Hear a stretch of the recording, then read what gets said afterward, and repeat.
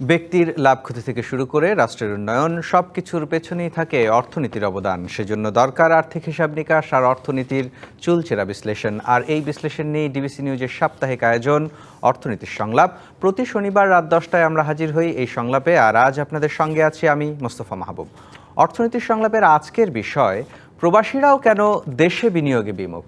এই বিষয় নিয়েই আমাদের সঙ্গে আলোচনায় স্টুডিওতে আছেন বিনিয়োগ বিশ্লেষক ও প্রবাসী ব্যবসায়ী রিয়াজ সাইদ, আছেন সাবেক ব্যাংকার ও বিশ্লেষক খন্দকার ফজলে রশিদ, এবং আছেন সুপ্রিম কোর্টের জ্যেষ্ঠ আইনজীবী, কোম্পানি আইন ও অর্থনীতি বিশ্লেষক ব্যারিস্টার এম মাসুম।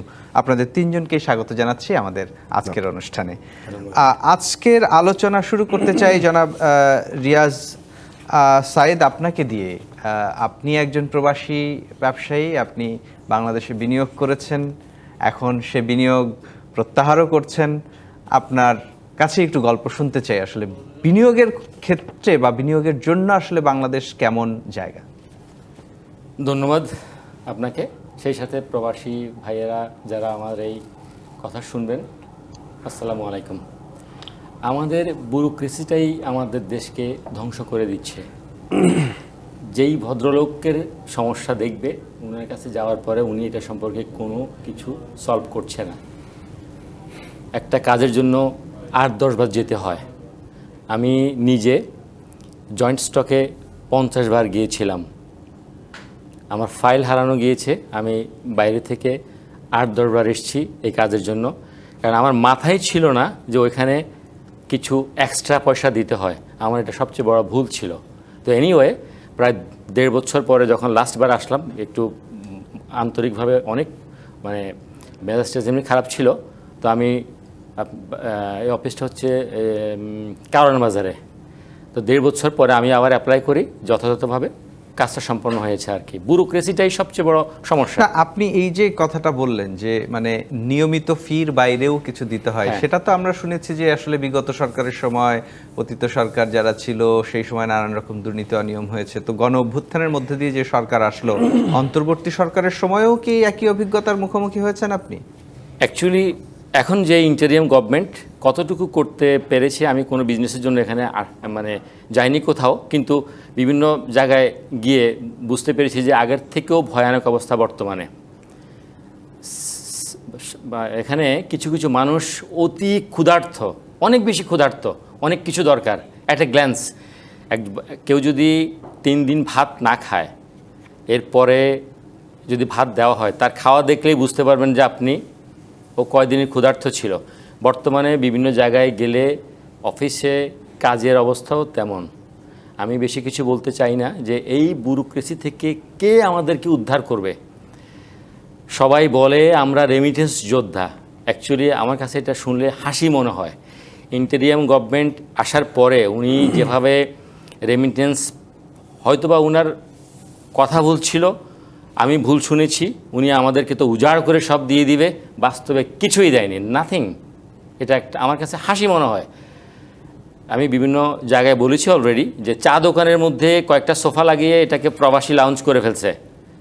বিনিয়োগের জন্য আমাদের যে অপরচুনিটি, এটা প্রবাসীদের যদি একটু দেখভাল করে, একটু দেখাশোনা করে, ইয়ারলি 10 বিলিয়ন বেশি আসবে। এখন আসতেছে 30, আসবে 40।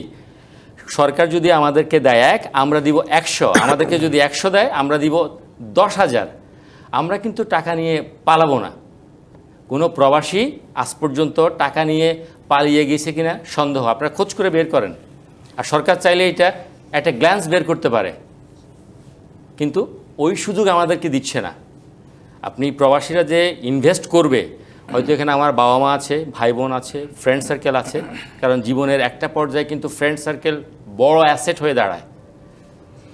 Most important. নিশ্চয়ই আপনার কাছে আরও শুনবো, কিন্তু তার আগে একটু খন্দকার ফজলে রশিদ, আপনার কাছে একটু আসতে চাই। আপনি তো দীর্ঘদিন আর্থিক খাতে কাজ করেছেন, এবং আমাদের অর্থনীতি যদি বলি আমরা, যে দুটো ভিতের ওপর দাঁড়িয়ে আছে, একটি হচ্ছে রপ্তানি আয় এবং আরেকটি প্রবাস আয়। এবং প্রবাস আয়টাই তো আসলে মূলত নিট আয়, যেখানে যেটি আয় করার জন্য খুব বেশি বিনিয়োগ সেখানে করতে হয় না। রপ্তানির ক্ষেত্রে যদি বলি 42, 43 বা $45 বিলিয়ন যেটা আমরা আয় করি, তার একটা বড় অংশ আবার সেখানে বিনিয়োগও করতে হয়, ইম্পোর্ট পেমেন্ট কাঁচামাল আনতে হয়। তো এই যে প্রবাসীদের থেকে যে আয়টা আসে, প্রবাস আয়ের উপর যে অর্থনীতিটা দাঁড়িয়ে আছে, সেখানে আসলে আমাদের এই প্রবাসী ভাইদেরকে বিনিয়োগের ক্ষেত্রে আনার জন্য আসলে ব্যাংক খাতের সুযোগ সুবিধাগুলো কীরকম, বা ব্যাংকারদের মধ্যে থেকেও কি উদ্যোগ আসলে খুব আশাব্যঞ্জক আছে? ধন্যবাদ আপনাকে। যারা প্রবাসী ভাইয়েরা আছেন, যেমন ভদ্রলোক বললেন, ওনার সবচেয়ে বড় তিক্ত অভিজ্ঞতা হচ্ছে উইথ দ্য বিউরোক্রেসি। আসলে সবাই কিন্তু একই লোক না, তবে ম্যাক্সিমাম যদি করাপ্ট হয়ে যায় সেখানে ওই 2-4 জন ভালো লোকের কোনো অবদান থাকে না। এবং প্রবাসী ভাইয়েরা যারা এখানে টাকা পাঠান, এনারা কিন্তু অনেক আশা করে এদেশে ইনভেস্ট করতে আসেন এবং অত্যন্ত ফ্রাস্ট্রেট হয়ে এখানে চলে যান। যেমন উনি বললেন যে উনি অর্থনীতি যে টাকা ইনভেস্ট করে সেটা আবার ফেরত দিতে যাচ্ছেন। কেন ফেরত দিতে যাচ্ছেন? উনি তো এসেছিলেন একটা প্ল্যান করে যে আমি 10 বছর ব্যবসা করব, এত কোটি টাকা ইনভেস্ট করব, I will make money, I will make employment, I will do something for the country, for the betterment of the country. But ওনাদের যে অভিজ্ঞতা যেটা হয় সেটা খুব দুঃখজনক, অত্যন্ত দুঃখজনক। এই কারণে ওই যে বললেন দাঁড়ে দাঁড়ে এক জায়গায় যদি 50 বার যেতে হয়, তা আমরা তো এতবার অনেক কথা বলেছি, অনেকবার গভর্নমেন্ট থেকে, বিভিন্ন সরকারি মহল থেকে বা যারা এসে জড়িত তারা বলেছেন যে ওয়ান স্টপ সার্ভিস। এই ওয়ান স্টপ সার্ভিসের মান যদি এইটা হয়, একটা কাজ যদি 50 বার যেতে হয়, তাহলে সেখানে ওনারা কোন দুঃখে আসবেন? আস্তে আস্তে ওনারা সবাই ফেরত চলে যাবেন। এবং আমাদের দেশে শুধু এই মেসেজটা কিন্তু উনি শুধু আমাদের দেশে দিচ্ছেন তা না, উনি যখন দেশে ফিরে যাবেন তখন যে 10টা আরও এখানে ইনভেস্ট করার জন্য হয়তো রেডি হচ্ছিল, তারাও দে উইল বি ফ্রাস্ট্রেটেড এবং তারাও তাদের এই ইনভেস্টমেন্ট আর সেই চিন্তাটাই করবেন না। সুতরাং আমাদের দেশের লোকের পজিটিভ অ্যাটিটিউড আনা ইজ ভেরি ইম্পর্ট্যান্ট। এবং শুধু ব্যাংকার না, ব্যাংকিং খাতেও তো আসলে আমরা অনেক অভিযোগ পাই যে প্রবাসীরা ব্যাংকে টাকা পাঠায়, সেই টাকা আসলে আমরা তো ব্যাংকে জানি যে নিরাপদ জায়গা, ট্রাস্টেড একটা জায়গা, কিন্তু সেখানে এমন প্রবাসীদের কাছ থেকে এমন অভিযোগ আমরা শুনি যে তারা ব্যাংকে টাকা পাঠিয়েছেন, সেই টাকা ব্যাংকে জমা হয়েছে, কিন্তু একটা সার্টেন সময় পরে যখন উনি এসে হিসাব নিতে দেখেন আসলে যত পাঠিয়েছিল তত সেই টাকা সেখানে থাকে না। মানে সেটা কিভাবে ঘটে? এটা তো অ্যাবসলিউটলি, যদি এটা হয়ে থাকে আপনি যেটা বললেন, absolutely is a case of forgery. দুভাবে হতে পারে। একটা হলো উনি টাকা পাঠিয়েছেন, ওনার অ্যাকাউন্টে টাকা জমা হয়েছে, কিন্তু যদি এসে দেখেছে টাকা নাই, definitely is a case of forgery 100%। আরেকটা হতে পারে উনি টাকা পাঠিয়েছেন কিন্তু ওনার টাকাটা জমা হয়েছে আরেক জায়গায়, সেই যেখানে জমা হওয়ার কথা সেই জায়গাতে জমা না হয়ে আরেক জায়গায় অন্য নামে হতে এসছে, অথবা অ্যাকাউন্টে ভুল আছে। যদি সেই ক্ষেত্রে ওটা আরেকটা ব্যাংকের সাসপেন্স অ্যাকাউন্ট থাকে, ওইখানে জমা রেখে দেওয়া হয়। উনি যদি জিজ্ঞেস করেন যে আমি অত তারিখে অত টাকা পাঠিয়েছিলাম, বিভিন্ন ডেট দিয়ে যদি পাঠান, bank will definitely enquiry into it এবং তারা বলে দেবে এই টাকাটা আপনার এই কারণে জমা হয়নি, অথবা যে টাকাটা কীভাবে পাবেন এটা বলে দেবে। মধ্যপ্রাচ্যের অনেক প্রবাসীর কাছেই আমরা এই অভিযোগটা শুনেছি, বিশেষ করে অনেক দুর্গম জায়গায় যারা কাজ করেন তাদের কাছে পিঠে হয়তো ওই রকম আর্থিক প্রতিষ্ঠান থাকে না, তারা হুন্ডির মাধ্যমে টাকাটা পাঠান। এই যে কোনো একজন ব্যক্তির মাধ্যমে টাকাটা পাঠালেন, তিনি হয়তো একটা স্লিপ দেখাচ্ছেন যে হ্যাঁ আমি আপনার এই অ্যাকাউন্টে জমা দিয়েছি, কিন্তু তারপরে এসে উনি তো অন্ধবিশ্বাসের মতোই এই টাকাটা পাঠিয়ে যাচ্ছেন, কিন্তু ফিরে এসে দেখা যাচ্ছে যে তার কাছে ব্যাংকের স্লিপ আছে কিন্তু তার অ্যাকাউন্টে টাকা নেই। এই ধরনের যে জটিলতা, সেটি আসলে ফ্রডটা যেখানেই হোক, সেটি তো নিশ্চয়ই আর্থিক সেবা স্বচ্ছতা বা সহজ করার ক্ষেত্রে একটা দূরত্ব আছে। সেখানে আসলে ব্যাংকগুলো কতটুকু নজর দেয়? এখানে আপনি যেটা বললেন যে ব্যাংকের স্লিপ আছে, ব্যাংকের সিলও আছে, সবই আছে, কিন্তু টাকা জমা হয়নি, এটা অ্যাবসলিউটলি কেস অফ ফরজারি। যারা বিদেশ টাকা পাঠাচ্ছেন, যারা আমাদের শ্রমিক ভাইরা গেছেন, উনি হয়তো ওনার কোনো লোককে, একটা লোক হয়তো কালেক্ট করে 10 জনের কাছে টাকা জোগাড় করে বিভিন্ন ব্যাংকে যেখানে বলে সে দিয়ে দেয়। তার বিনিময়ে হয়তো আমি শিওর না, হয়তো ফিজ অ্যান্ড তার একটা আনঅফিসিয়াল ফিজ নেয়। অনেক সময় দেখা যায় যে সে টাকাটা জমাই দিল না, সে ব্যাংকের স্লিপ দিয়ে দিয়েছে, নিজে একটা ফেক স্লিপ স্ট্যাম্প বানিয়ে দিয়ে দিল যে আপনার টাকা জমা হয়ে গেছে, কিন্তু টাকা জমাই হয়নি, ব্যাংকের কাছে আসেইনি। This may be the case. হ্যাঁ, সেটিও হয়। সুতরাং এটা যেটা করা উচিত, ওনাদের পার্সোনালি যে ব্যাংকের কারোর সাথে যোগাযোগ করা উচিত, টাকাটা যখনই দিবেন, জমা দিবেন বা পাঠাবেন, ব্যাংকের কোনো অথরাইজড এজেন্ট বা অথরাইজড লোকের সাথে যোগাযোগটা, এই ব্যক্তিগত টাকা যদি পাঠান তাহলে this a high risk of এই ধরনের সেখানেও আসলে আমাদের প্রবাসী ভাইদের বোনদের সতর্ক থাকা উচিত। নিশ্চয়ই আপনার কাছে আরও শুনবো ব্যারিস্টার এম মাসুম, আপনার কাছে একটু আসতে চাই যে যেমনটা আসলে রিয়াজ সাইদ বলছিলেন যে বাংলাদেশে বিনিয়োগের ক্ষেত্রে এই যে দফতরে দফতরে হয়রানি, সেটিকে কোনোভাবেই আসলে বন্ধ করা যাচ্ছে না। আমরা তো একটা প্রত্যাশা করেছিলাম যে অন্তর্বর্তী সরকারের সময় আসলে মানে চিত্রটা ভিন্ন হবে। প্রথমত একটু আপনার কাছে আগে জানতে চাই আপনার অভিজ্ঞতা, কারণ আপনি সুপ্রিম কোর্টের আইনজীবী এবং যখন এই ধরনের হয়রানি বা মামলার বিষয় আসে তখন আপনারা সেগুলো সরাসরি মোকাবেলা করেন। এই সময় আসলে এই ধরনের প্রতারণা বা এই ধরনের হয়রানির খবর আপনাদের কাছে চিত্রটা কি? ধন্যবাদ আপনাকে। অ্যাকচুয়ালি আমাদের কাছে তো ধরেন অনেক বড় বড় কনসার্ন যেগুলি এই ইস্যুগুলি আসে, এবং কিছু কোম্পানির নাম বললে আপনারা জানবেন এবং তারাও যেমন অনেক জায়গায় দেখাচ্ছে যে আপনাকে শেয়ার দিয়েছে অথচ শেয়ার ট্রান্সফার করেনি আপনার নামে, আপনি টাকা দিয়েছেন কিন্তু শেয়ার, আবার টাকা দিয়েছেন জমি আপনার নামে রাখার, মানে কোম্পানির নামে রাখার কথা কোম্পানির নামে না রেখে ব্যক্তি ইন্ডিভিজুয়ালের নামে রেখেছে। আবার অনেক জায়গায় দেখাচ্ছে যে আপনার সিগনেচার এভরিথিং ফলস, ফেক করে পার্সোনাল গ্যারান্টি দিয়ে মর্গেজ করিয়ে, ওই প্রপার্টি মর্গেজ করিয়ে লোন নিয়েছে একটা বড় অ্যামাউন্টের। তো এই ধরনের অনেক ধরনের প্রবলেম তারা ফেস করে। এখন যেখানে আপনার ইকোসিস্টেম ইটস সেলফ করাপ্ট, এখানে অ্যাকচুয়ালি আপনার এটা প্রবাসী হোক, ফরেন ইনভেস্টর হোক, আমরা যারা লোকাল আছি সকলেই এই প্রবলেম ফেস করি। এবং একটা বড় রিজন আপনি দেখবেন কনসিকুয়েন্সটা কোথায় আসে।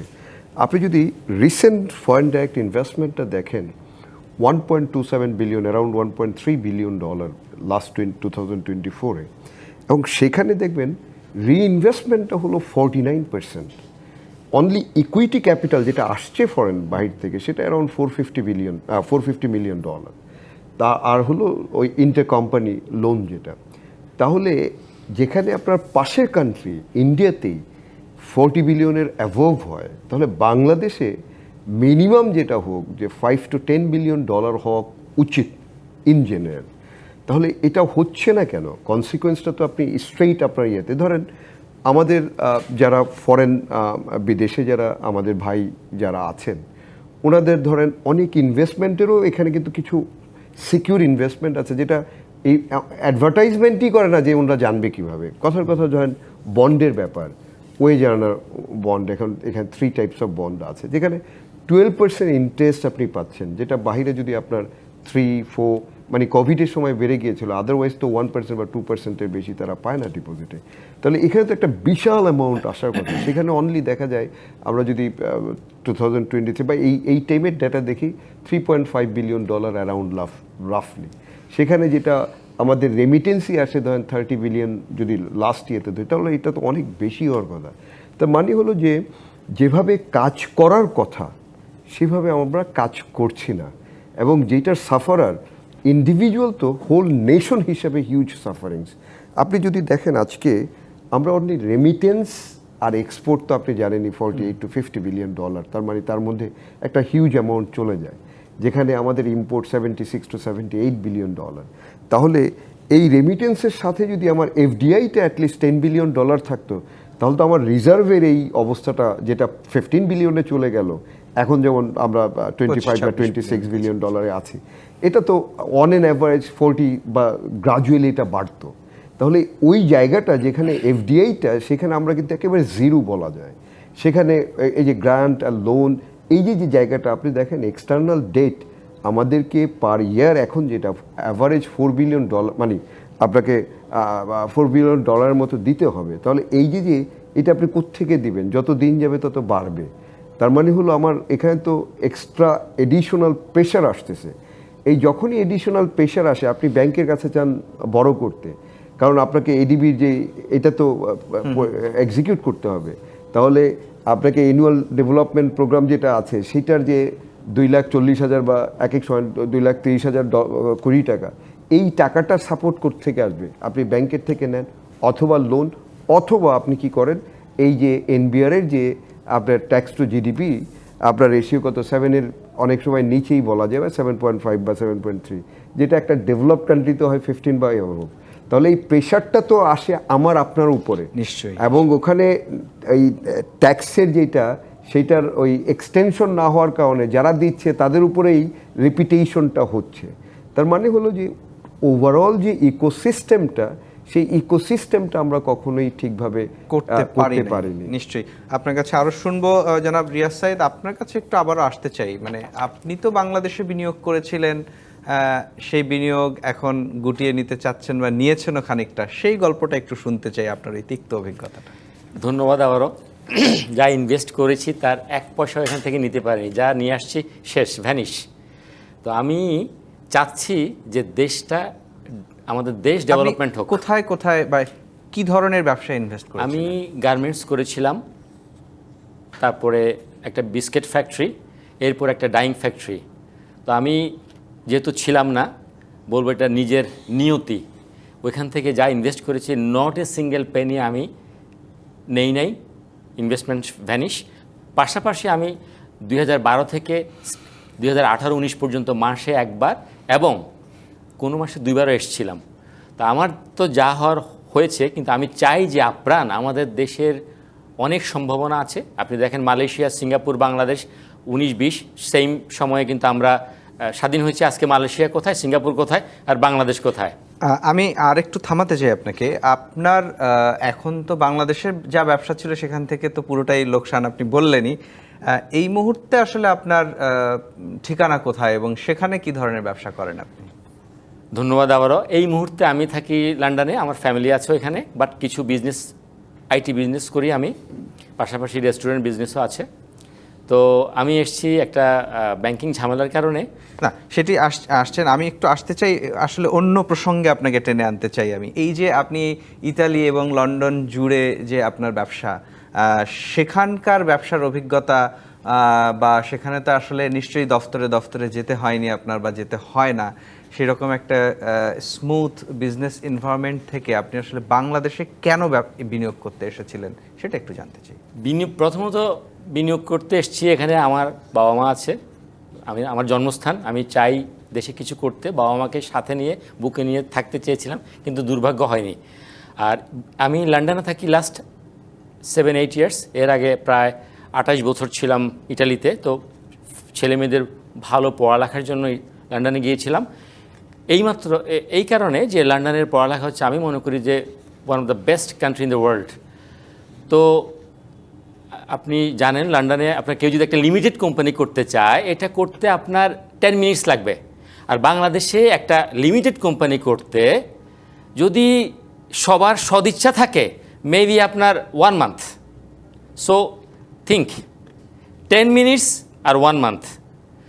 আমাদের আমলারা চাইলে এই দেশটাকে আরও আগেই ভালো করতে পারতো। এমন কোনো আমলা কি আছে যে বিদেশ ভ্রমণ করেনি? বলুন তো আমাকে দয়া করে। আমাদের সমস্ত পরিকল্পনা যখন আসে তখন আসলে কোনো না কোনো দেশেরই একটা কপি পেস্ট হয়। আমি আপনার কাছে আরেকটা প্রশ্ন রেখে একটু বিরতিতে যেতে চাই। সেটি হচ্ছে, যখন আপনি 2012 সালে বাংলাদেশে বিনিয়োগ করলেন, আপনি কি পরিমাণ টাকা বিনিয়োগ করেছিলেন? বেশ বড় অ্যামাউন্ট করেছি। তো আমার কোনো দুঃখ নাই। আমি চাচ্ছি, আবারও বলতেছি, আমি চাচ্ছি যে আমাদের দেশটা একটা সম্ভাবনার দেশ। যথেষ্ট পপুলেশন আছে এই দেশে, এখনও গ্রামে গঞ্জে গেলে মানুষ ভালো। শুধু আপনি 2012 সালে যে বিনিয়োগ করলেন এবং সেখান থেকে কোনো মুনাফা তো পেলেনই না এবং আপনার বিনিয়োগের অর্থও ফেরত পাননি, সেই রকম একটা অভিজ্ঞতার পরে ফিরে যাওয়ার পরে আরও যারা প্রবাসী বাংলাদেশে আছে তাদেরকে বিনিয়োগের ক্ষেত্রে উৎসাহিত করবেন নাকি নিরুৎসাহিত করবেন, সেই বিষয়ে আপনার কাছে জানতে চাই, কিন্তু তার আগে আমার একটা বিরতি নিতে হবে। ধন্যবাদ দর্শক, আপনারা দেখছেন অর্থনীতির সংলাপ। এ পর্যায়ে নিচ্ছে কি বিরতি, সঙ্গেই থাকুন। বিরতির পর আবারও স্বাগত জানাচ্ছি অর্থনীতির সংলাপে। আজকের বিষয়, প্রবাসীরাও কেন দেশে বিনিয়োগে বিমুখ। বিরতিতে যাওয়ার আগে জনাব রিয়াজ সাইদ, আপনার কাছে জানতে চাইছিলাম যে এই যে একটা তিক্ত অভিজ্ঞতা আপনার হলো, আপনি একটা বড় অঙ্কের অর্থ এখানে বিনিয়োগ করে অনেকটা খালি হাতেই আসলে ফিরে যেতে হলো তিক্ত অভিজ্ঞতা নিয়ে। এখন ফিরে যাওয়ার পর আপনার মতোই যারা প্রবাসী বাংলাদেশে আছেন অথবা বিদেশি যারা বাংলাদেশে বিনিয়োগের জন্য, আমরা বিশেষ করে সরকার সহ পুরো জাতি যেখানে বিনিয়োগের জন্য আকাঙ্ক্ষা করছেন, এখানে ওখানে বিভিন্ন রকম রোড শো করে বেড়াচ্ছেন, সেই সব বিনিয়োগকারীকে আসলে আপনি কি পরামর্শ দিবেন বাংলাদেশে বিনিয়োগ করতে? ধন্যবাদ আবারও। অ্যাকচুয়ালি আমার যে তিক্ত অভিজ্ঞতা, আমি চেয়েছিলাম যে গভর্নমেন্টের আমলাদের সাথে শেয়ার করব। এই ইন্টেরিয়াম গভর্নমেন্ট আসার পরে আমি আপনার প্রধান উপদেষ্টার অফিসে 10 বার 15 বার মেইল করেছিলাম, ফোন করেছিলাম, দেয়ার ওয়াজ নো রেসপন্স।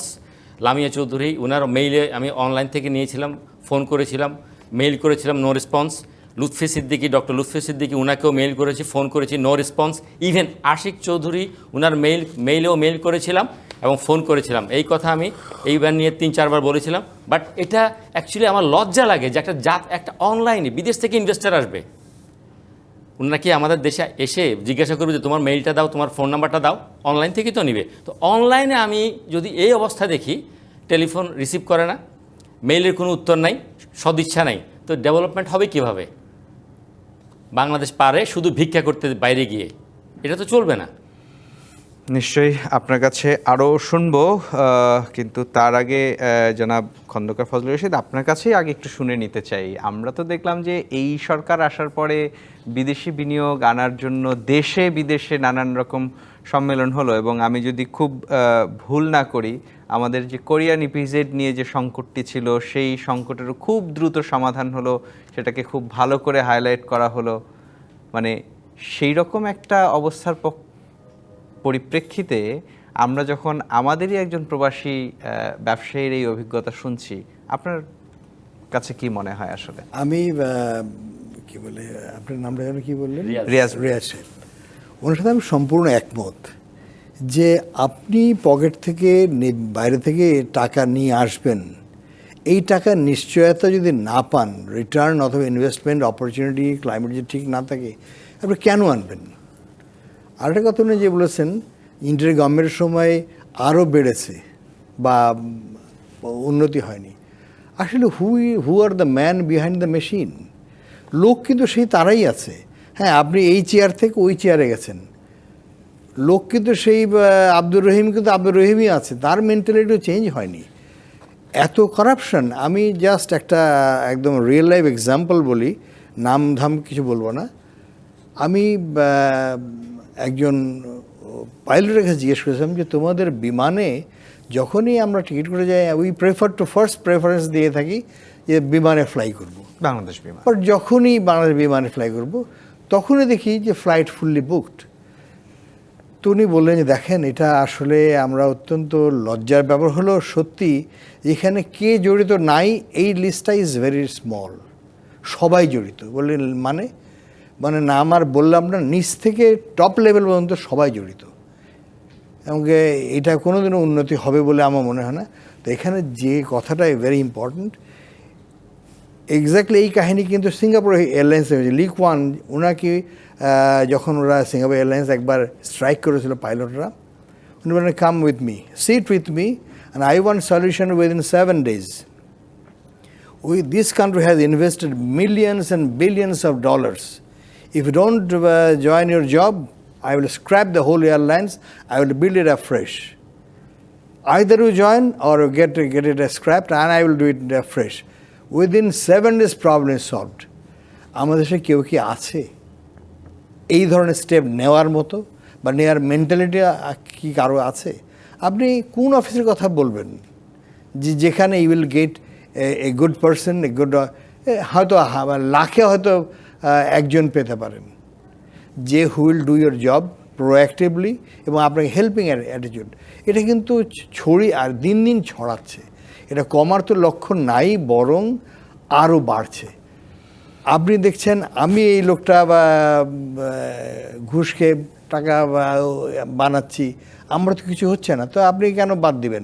আপনিও শুরু করলেন, আপনার দেখে উনি শুরু করলেন।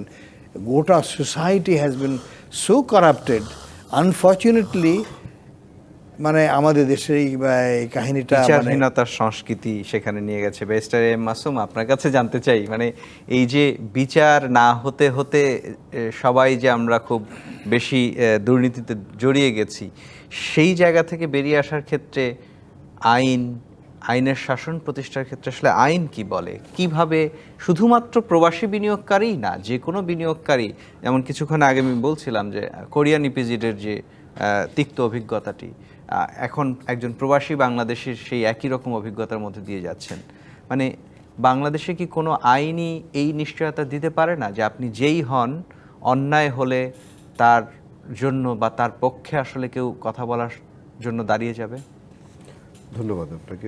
আসলে ওই return to the again ecosystem, আপনার যখনই কোনো কমপ্লেইন বা কোনো ধরনের অপরাধ ঘটে, আপনার ল এনফোর্সমেন্ট বডি ইনভলভ হয় অ্যান্ড জুডিশিয়ারিতে now around 40 lakh cases pending, নিচের কোর্টেই আছে around more than 31 lakh cases. তাহলে ওই ইকোসিস্টেমে যখন ঢুকবে যে কোনো একটা কেস, সেটা বের হইতে হইতে কত বছর লাগবে আপনি সেটাই চিন্তা করেন। তো যার ফলশ্রুতিতে ওইটা আমার ইকোসিস্টেমটাকেই একটা রিফ্রেশ ওয়েতে আসতে হবে। আরেকটা ব্যাপার হলো যে আমাদের এটা বহুদিনের কালচার, যে অ্যাকাউন্টেবিলিটি, যেটা ভাই খুব ভালো করে বলল, যে আপনি যদি দেখেন এই যে ব্যাংকিং সেক্টরে কি না হলো, কিন্তু আপনি দেখেন এই যে আমরা বলছি এত লাখ কোটি টাকা লুট হয়েছে স্ট্রেট, কিন্তু আপনার অ্যাকাউন্টেবিলিটি কোথায় হলো? আপনি মার্জারে যাচ্ছেন, কিন্তু যারা করলো সেটার অ্যাকাউন্টেবিলিটি কোথায়? তাহলে আমাদের প্রথমে যেটা আসতে হবে, এই যে ধরেন এখন মার্জার করতেছে, আমরা অনেক দেশে দেখেছি যে মার্জার, যে দেশে অ্যাকাউন্টেবিলিটি করে মার্জার করেছে সেটা দ্যাট ওয়াজ সাকসেসফুল, যেখানে অ্যাকাউন্টেবিলিটি না করে মার্জার করেছে দ্যাট ওয়াজ ফেইলিং কেস। তাহলে সেটা তো আবার ফেইল হবে, কারণ যারা আবার আসবে ওই চেয়ারে তারাও তো ওই same culture, same route follow করবে। তাহলে প্রাথমিক হইতে যেটা আপনাকে একটা ইকোসিস্টেম ডেভেলপ করতে হবে, যেখানে whoever you are, you must be accountable for your action. এই অ্যাকাউন্টেবিলিটিটা যখনই আপনি করতে পারবেন, নেক্সট রিপিটেশন হবে না। এখন আপনি যদি আইন বলেন, ওনার যদি যে কোনো একটা ক্রিমিনাল কেস হয়, সেটা তো সবার জন্য যেই আইন পেনাল কোড, সেই পেনাল কোডে যাবে। ওনার যদি কোম্পানি রিলেটেড একটা ইস্যু ঘটে, সেই সবার জন্য কোম্পানি অ্যাক্ট 1994, এই ব্যাংকিং রিলেটেড ইস্যু হলে এই সবার জন্যই ব্যাংক কোম্পানিজ অ্যাক্ট 1991।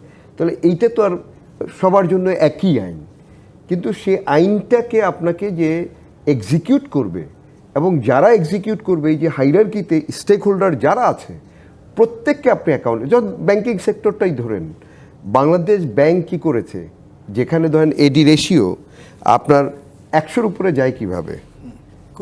কোনোভাবে যাওয়ার কোনো রোড নেই, ওয়েই নেই। তার বাংলাদেশ ব্যাংক কী করেছে? আচ্ছা, তাহলে বাংলাদেশ ব্যাংকের যারা ছিলেন, এখন যেই ব্যাংকের থেকে ঘটনাগুলি ঘটেছে, সেই ব্যাংকের বোর্ড অ্যান্ড ম্যানেজমেন্টে কারা ছিলেন, যে ক্লায়েন্টরা রয়েছে, সেই যে ক্লায়েন্টরা, এই যে টোটাল যে ইকোসিস্টেমে আপনি কয়জনকে অ্যাকাউন্টেবল করেছেন? কাউকেই, রেয়ার কেসেস 2-1 হয়তোবা। এবং যাদেরকে যেই ল এনফোর্সমেন্ট বডি যারা ইনভলভ হচ্ছে, তারাও তো ওই একই সিস্টেমের মধ্যেই আছে। তার ওয়েটা হলো যে আমাকে একটা অ্যাকাউন্টেবিলিটি যখনই যেই সোসাইটিতে হবে না, সেই সোসাইটি কখনোই আপনার ডেভেলপমেন্টের দিকে যাবে না। এখন ওই অ্যাকাউন্টেবিলিটি করতে গেলে এই ডেভেলপিং কান্ট্রিতে যে কোনো ডেভেলপমেন্ট প্রসেসই হলো পেইন, এবং সেই পেইনটা আপনাকে অ্যাবজর্ভ করতে হবে। এবং সেটার জন্য যদি বলি যে আসলে 24-এর পরবর্তী যে পরিবর্তনের মধ্যে দিয়ে যাচ্ছি আমরা, সেটাও তো নিশ্চয়ই আমাদের জন্য একটা পেইন। তাহলে এই পেইন কি আসলে ফলাফল শূন্য পেইনের মতোই একটা কিছু হচ্ছে? যেটা এক্সপেক্টেড রেজাল্ট সবাই আশা করেছিল যে এটা বোধহয় দিনে, মানে পরের দিনই মালয়েশিয়া হয়ে যাবে, এবং হওয়ার একটা পসিবিলিটি ছিল।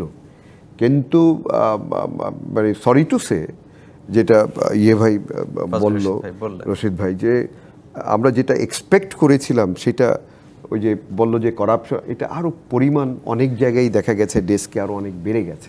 নিশ্চয়ই সেই জায়গাটা আমরা আশার বাহিরে চলে গেছে। নিশ্চয়ই। কিন্তু আমি আমার আরেকটা বিরতিতে যাওয়ার সময় হয়েছে, কিন্তু বিরতিতে যাওয়ার আগে আপনার কাছে একটু জানতে চাই যে নিশ্চয়ই আইন তো সবার জন্যই সমান হবে, কিন্তু যখন প্রশ্নটা আসলে আসে অর্থনীতির স্বার্থে এবং অর্থনীতির সাথে দেশের অস্তিত্বেরও সম্পর্ক জড়িত থাকে, কারণ আমরা দেখলাম যে আসলে এই অর্থনীতি যখন পড়তির দিকে গেল, রিজার্ভ কমে আসলো, মূল্যস্ফীতি বেড়ে গেল, তখন আসলে সরকারি পতনের দিকে চলে গেল, সেই চিত্রটা আমরা দেখেছি। তো সেই অর্থনীতির প্রশ্ন যখন আসে এবং বিনিয়োগের প্রশ্ন যখন আসে, তখন বিদেশি বিনিয়োগকারী অথবা রিয়াজ ভাইয়ের মতো প্রবাসী বিনিয়োগকারী যারা আছেন, তাদেরকে আমাদের আইন কোনো বাড়তি সুবিধা বা কোনো সুযোগ দেয় কিনা তাদের সমস্যাগুলো দ্রুত সমাধানের, সেই বিষয়ে একটু জানতে চাই, কিন্তু তার আগে একটা বিরতি নিতে হবে। দর্শক, আপনারা দেখছেন অর্থনীতির সংলাপ। এ পর্যায়ে নিচ্ছে আরও একটি বিরতি, সঙ্গেই থাকুন। বিরতির পর আবারও স্বাগত জানাচ্ছি অর্থনীতির সংলাপে। আজকের বিষয় প্রবাসীরাও কেন দেশে বিনিয়োগে বিমুখ। জনাব এ মাসুম, আপনার কাছে জানতে চাইছিলাম বিরতিতে যাওয়ার আগে যে নিশ্চয়ই আইন তো সবার জন্যই সমান হবে, কিন্তু যখন এটি আসলে বিনিয়োগের প্রশ্ন আসে, যখন অর্থনীতির প্রশ্ন আসে, এবং সেক্ষেত্রে প্রবাসীদের বিনিয়োগ বা বিদেশি বিনিয়োগ যখন আমরা নিজেরাই চাই আমাদের স্বার্থে, তাদের জন্য আমাদের বিদ্যমান আইনে কি কোনো বাড়তি সুযোগ বা তাদের দুর্ভোগ কমানোর কোনো অপরচুনিটি আছে কিনা? ধরেন আমাদের যেটা স্পেসিফিকলি অভিবাসী আইন 2013, সেইটা বেসিক্যালি ওনাদের যেই প্রবলেমগুলি তারা ফেস করে এগুলি নিয়েই রিলেটেড। কিন্তু আপনার একটা প্রবাসীর বহু ধরনের প্রবলেম হতে পারে, যেটা কোম্পানি আইন রিলেটেড হতে পারে, পেনাল কোড রিলেটেড। তো ওই জায়গাটা সবার জন্যই সমান। বাট রিসেন্টলি একটা আমি দেখব যে বলবো যে বিডের একটা ইনসেন্টিভ আসছে, সেটা হলো যে একটা স্কিম করছে 2025-এর, যে তারা যদি ফরেন ইনভেস্টর আনতে পারে 1%, বিডা হয়তো প্রপোজ করছে যে 1.5% দিবে। সেটা কিন্তু একটা প্রবাসী যারা তাদের জন্য পজিটিভ, মানে আমি বলবো যে একটা পজিটিভ মেসেজ দেওয়া যে আপনারা যদি ইয়ে করেন। আরেকটা যেটা হলো, যেমন ধরেন ওভারঅল আপনি যদি বন্ডে ইনভেস্ট করেন, এখন ধরেন 10% ট্রেজারি বিল বা একসময় 12.5 বা 13% চলে গেছিল, কিন্তু তাদের জন্য কিন্তু ওয়েজ আর্নার বন্ড কিন্তু সেটা কিন্তু 12%। এই যে জিনিসগুলো তাদেরকে ওইভাবে এক্সপ্লেইন করা হয় না বা ওইভাবে অ্যাডভার্টাইজমেন্ট নেই, যার জন্য দেখা যায় অনেকেই জানে না যে সিকিউরড একটা ইনভেস্টমেন্ট, যেখানে 6 মান্থ পর পর আপনাকে 12,000 টাকা 6,000 টাকা আপনি পাচ্ছেন, আবার 6 মাস পরে 6,000 টাকা পাচ্ছেন, এই জায়গাটা অনেকেই হয়তো বা জানে না। কিন্তু আসলে সেটি নিশ্চয়ই আছে, কিন্তু বেশিরভাগ ক্ষেত্রেই আমরা আমাদের অভিজ্ঞতায় যেটা দেখেছি, প্রবাসী বাংলাদেশি যারা দেশে বিনিয়োগ করতে চান, তারা আসলে উৎপাদনশীল খাতে বিনিয়োগ করতে চান, তারা বেশি কর্মসংস্থান তৈরি হয় সেই ধরনের ক্ষেত্রে বিনিয়োগ করতে চান। নিশ্চয়ই আমার সঙ্গে রিয়াজ সাইদ একমত হবেন। নিশ্চয়ই আপনি আপনার যে সম্পদ সেটিকে এখানে দ্বিগুণ করার জন্য বা বেশি মুনাফার জন্যই কি আসলে প্রবাসীরা বেশি বিনিয়োগ করে, নাকি কর্মসংস্থান হবে, দেশের উন্নয়ন হবে, এলাকার মানুষের চাকরির সুযোগ হবে? কোন বিষয়টা কাজ করে আসলে প্রবাসীদের ক্ষেত্রে? ধন্যবাদ আপনাকে। অ্যাকচুয়ালি প্রবাসীরা চায়, যেহেতু এখানে ফ্যামিলি থাকে, বাবা মা থাকে, ছেলে মেয়ে থাকে, ওয়াইফ থাকে, তারা চায় যে জীবনের শেষ পর্যায়ে প্রবাসী দেশে এসে ভালো কিছু করতে। আর দেশকে ডেভেলপমেন্ট করতে প্রথম এবং অদ্বিতীয় প্রবাসীদেরকে যদি একটু ঘষা মাজা করে, প্রবাসীদের সমস্যা দূর করে, আমি আবারও বলছি, এই দেশ টাকায় ভেসে যাবে, কিন্তু গভর্নমেন্টের সদিচ্ছা নাই। কিন্তু আমি কিন্তু আমি যেই সমস্যাগুলো পড়েছিলাম, আমি চেয়েছিলাম এগুলো আমার যাওয়া তো হয়েছে, বাট আমি চাচ্ছি যে দেশকে ডেভেলপমেন্টের জন্য একসাথে কাজ করতে। দুর্ভাগ্য, কেউ শুনতে চায় না, কারোরই সময় নেই। আমার প্রশ্নটা ছিল, যেমনটা ব্যারিস্টার মাসুম বললেন যে বন্ডে বিনিয়োগ করার সুযোগ ছিল আপনার, বা আরও যেগুলো বিনিয়োগের যে টুলসগুলো আছে সেখানে বিনিয়োগ করার সুযোগ, কিন্তু আপনি উৎপাদনশীল খাতে কারখানা, ফ্যাক্টরি, কর্মসংস্থান তৈরি হয় এমন বিনিয়োগে কেন গেলেন? আসলে কি মানসিকতা কাজ করে? ধন্যবাদ। আমি চেয়েছিলাম যে ইনভেস্ট করলে 1200, 1300, 1500 লোকের কর্মসংস্থান হবে। আপনার এটা আমার জন্য, আমি হয়তো চিন্তা করি একভাবে, অন্যজন অন্যভাবে চিন্তা করে। তো মোস্ট অফ দ্য প্রবাসী ভাইয়েরা কিন্তু আপনার চায় যে একখণ্ড জমি কিনতে, ফ্ল্যাট কিনতে, প্লট কিনতে। তো ওইটার দিকে যাব না, ওইটাতে আপনার ভয়াবহ দুর্নীতি। গভর্নমেন্ট আজ পর্যন্ত কখনো কোনো দিন শুনতে চায়নি যে কোন প্রবাসী সমস্যায় পড়েছে, নেভার। কিন্তু টাকা চায়, তারা চায় আমরা বেশি করে রেমিটেন্স পাঠাই, না খেয়ে পাঠাই। সো আমি চেয়েছিলাম যে আমি যদি কর্মসংস্থান করি, আপনার 1200, 1500 লোক কাজ করবে, আর এইটার মাধ্যমে অন্য একটা তৃপ্তি আছে। আপনি কাউকে যদি দান করেন, আপনার বাসায় যে কাজের লোক আছে, আপনি দান করার পরে আপনার স্যালারি দেওয়ার পরে যদি আপনি 10, 15, 20 টাকা আপনি দেন, আপনাকে সে যে স্যাটিসফ্যাকশন একটা হাসি দিবে, ওই হাসি কিন্তু টাকা দিয়ে কেনা যায় না। আমি চেয়েছিলাম ওই জিনিসটা। নিশ্চয়ই এই বিনিয়োগ প্রক্রিয়ার মধ্যে দিয়ে গিয়ে আসলে আপনার ব্যাংকের সাথে কি ধরনের তিক্ততার অভিজ্ঞতা ব্যাংক হয়েছে? তো ভয়াবহ দুর্নীতি, এটা পৃথিবীর কোথাও আছে কিনা সন্দেহ। আর এই সমস্যাগুলো তো একদিনে হয়নি, এই সমস্যা তো একদিনে হয়নি। আজকে স্বাধীনতার এত বছর পরে আমি তো বলবো যে গভর্নমেন্টের বড় বড় আমলারা আজ পর্যন্ত কখনো শুনতে চায়নি কোনো প্রবাসীর কাছ থেকে যে তুমি একটু আসো, তুমি কী সমস্যা তোমার সৃষ্টি হয়েছে আমাকে একটু বলো, আমি সমাধান করিনি। সমাধান কেউ চায় না, কিন্তু ওরা মনে করে যে আমরা যারা প্রবাসে আছি আমরা হচ্ছি বদলা, আমরা পড়তে জানি না, লিখতে জানি না, আমরা শুধু কাজ করব, টাকা পাঠাবো। ওনারা এটা কি করবে, বাইরে নিয়ে গিয়ে বেগম পাড়া করবে, অস্ট্রেলিয়াতে, আমেরিকাতে, কানাডাতে ওনারা বাড়ি কিনবে, আর আমরা পাঠাবো শুধু। আমি চেয়েছিলাম যে কর্মসংস্থান করতে গিয়ে অনেক অভিজ্ঞতা হয়েছে আমার। এই অভিজ্ঞতাকে কাজে লাগিয়ে দেশকে ডেভেলপমেন্ট করার জন্য, কারণ সমাধান করতে পারলেই তো বেশি রেমিটেন্স আসবে। নিশ্চয়ই, আপনাকে অসংখ্য ধন্যবাদ, আমাদেরকে সময় দিয়েছেন। আপনার জন্য আমাদের পক্ষ থেকে সমবেদনা থাকলো।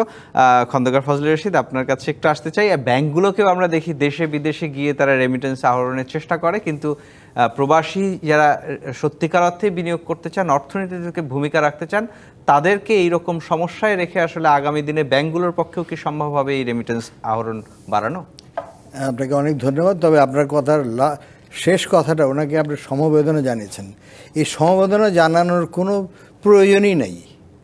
You need to give the solution, you need to take action against the person যারা এই ধরনের ওনাকে কষ্ট দিয়েছে, ওনার ইনভেস্টমেন্ট, কোটি কোটি টাকা ইনভেস্টমেন্ট যেগুলোকে নষ্ট করে ফেলেছে, তাদের এগেনস্টে অ্যাকশন নিতে হবে। সমবেদনা দিয়ে মৌখিক সমবেদনা, it doesn't make any sense. আপনি ব্যাংকের কথা বলছেন, ব্যাংকগুলো unfortunately, bank is a centre of trust. আপনি কটা ব্যাংকে এখন ট্রাস্ট পাবেন? আমি প্রায় বছর দশেক আগে যখন একটা বড় গ্রুপ যেটা খুব, আমি ওই ব্যাংকে যারা টাকা রাখবে বা ওই ভদ্রলোক যখন মারা যাবে, দেয়ার উইল বি ক্রাশ, একদম totally economy will be in destruction situation.